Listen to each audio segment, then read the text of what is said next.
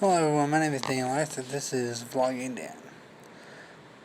And last night was the 5th episode of The Flash for Season 6, if I believe right. Anyway, a lot of reviews I've read have said something about being disappointed in where the Nashville storyline went, and I'm going to right now say that I'm not. Because I already figured it was a pretty ludicrous idea of what they were supposing anyway. My whole thing is that I'm not a comic book guy. I've not read the Crisis all the way through yet, and I'm working on it.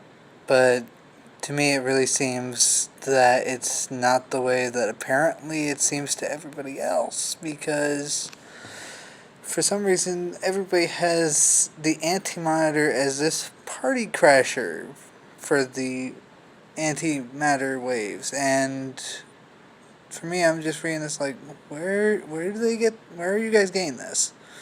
I mean, I'm confused here. Where are you guys getting that the antimatter waves are coming before the Anti-Monitor is released? To my understanding, the Anti-Monitor is before the waves. Or at least there was one wave in which that woke up the Anti-Monitor, and then he's like, oh hey, I can spread these waves around. Spread. It doesn't happen like all these waves are happening, and then the Anti-Monitor's here like, hey, let's party! I mean, it just doesn't sound like that kind of a villain, if it's that way, to me. He's supposed to be one of the most powerful villains in the DC's universe, isn't he? So why are we pegging him as this guy who's like just joining the party? Where did he just come in? And I'm confused on that. I think Arrow had a little bit of a thing. Reviews for the Arrow episode 4 are actually saying that the Anti-Monitor is being seen now in Arrow, which I actually kind of agree with. That's something that seems kind of interesting. I mean, the Monitor seemed kind of off in the latest episode. But I mean, he's probably just trying to cover his butt because Oliver believes he's the bad guy, but at the same point, you need to not come to Oliver and just outright tell him these things. Just kind of interesting, but then again, it could be that way. Hey, I'm recording this while at work, so be looking off, just trying to see nobody's coming. Any other thing I can say? Hey, as for the Nashville's pariah theories out there, I do want to say that could definitely be the case. He does kind of fit the bill for that. He does fit. The fact that he does go out of his way to disprove gods and disprove these machinations as just myths and urban legends, that really does kind of seem like what Pariah was doing in the comic. So I'm not 100% sure that theory is too far off from what's going on. And I'm not 100% sure how far off the Anti-Monitor is either, because, like I said, I haven't read the whole comic. For all I know, he could just be this guy like, hey, Anti-Monitor's here, let's join the party. But at the same point, I don't really see that. If you guys have any comment to that, please put it in the comments, please. Please explain to me how that theory worked in your minds, because I don't see that. Anti-Monitor waves are already invading other Earths, and they've already destroyed Earth 2. I don't see how the Anti-Monitor is not already out. And so please, somebody, if you have an explanation, put it in the comments. And don't just put Well, it's CW Arrowverse Crisis. This is going to be different. And I know it's going to be different, but at the same point, they're trying to stay true to the character. And he's the most powerful DC villain. So it's kind of a letdown if he's not the one controlling the antimatter waves. So I don't know what you guys were expecting, and I don't really know why I should have even expected it. Yeah, but that's really all I have to say on the latest episodes. Something else I want to say is I actually have a vision for the future of Arrowverse. There are a lot of superhero shows lined up. And I know Arrow is already going, but at the same point, we have a lot of Arrowverse shows going up. So we have Green Arrow and the Canaries, we have some unnamed one, and we have Superman and Lois. Although the unnamed one and Superman and Lois could be the same one, I have no idea. But at the same point,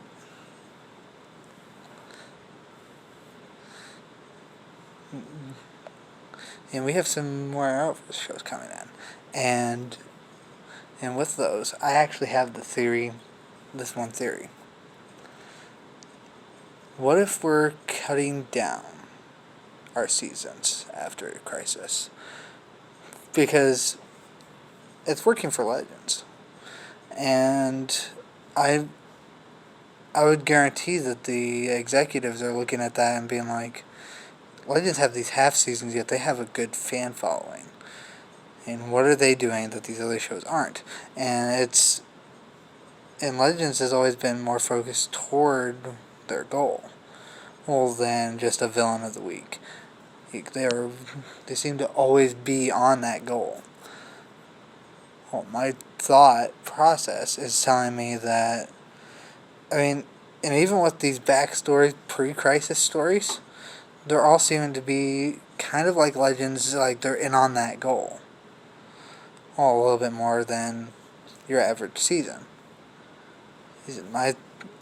My theory is that we're probably going to start getting half seasons from here on out, which would actually be interesting since they are also starting to develop their Riverdale verse, and if I remember right, there's supposed to be some sort of supernatural spinoff. I'm throwing dust into the wind right here.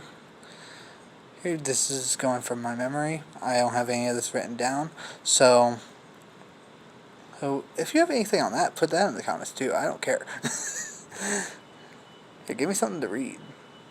I'm bored. But anyway, with all the products that the CW has lined up, it wouldn't surprise me very much if they decide to divide in half their fall season for the superhero shows to more focus them on the core story, with some villain of the week antics, and beyond that. I'm not an executive. I have no mind set for that. I have no idea. But at the same point, if you feel like this might be where people are heading, leave it down in the comments. I'd love to see it. I'd love to read on that. I'd love to read what you think a supernatural spinoff could be, if there was ever one. I have no idea. Yeah, put it in the comments. And if you think there's going to be a supernatural spinoff, put it in the comments. It's also on Supernatural. I'm not that big of a Supernatural guy. I haven't been watching, so this is going to sound kind of bad, but I'm actually kind of interested in season 15. So that's kind of made me want to watch. I've watched episode 1 and 2. I think I've also watched episode 3. Yeah, I've watched up to the Demon Plane Crasher. And that's all in season 1. So, hey, if you have hate mail for that, put it in the comments. Anyway, I kind of feel like it's an interesting concept to go after the one up there, if you believe in that. It's kind of an interesting concept, and it's kind of an interesting fight to see. How would you go up against somebody who has power over all? And that's going to be kind of interesting. And it's kind of interesting that he's weakened. I mean, I've read some of the reviews. So I've heard he's weakened, and I've heard Sam has a connection to him. I've kind of got the theory going that Sam is going to become God by the end of the season, but I have no idea yet. So if you have anything on that, please drop it in the comments. And for those who are probably going to ask, yes, I'm liking Supernatural so far.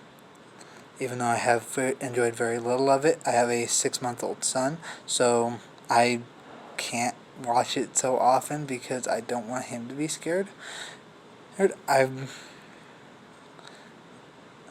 enjoying it so far. I'm watching it when he's asleep in his bed, and I do try to watch.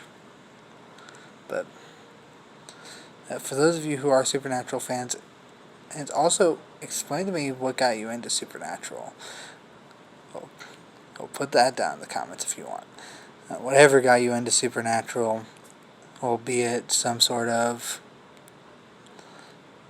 thirst for the ghosts or demons. If you're a Paranormal Activity fan, bravo. If you are a horror movie fan and you're just like, Supernatural is going to be a horror movie kind of deal, bravo. But anyway, put it in the comments. Share your minds away. Hey guys, that's it for me for today. Hey, thank you for watching the video. Bye.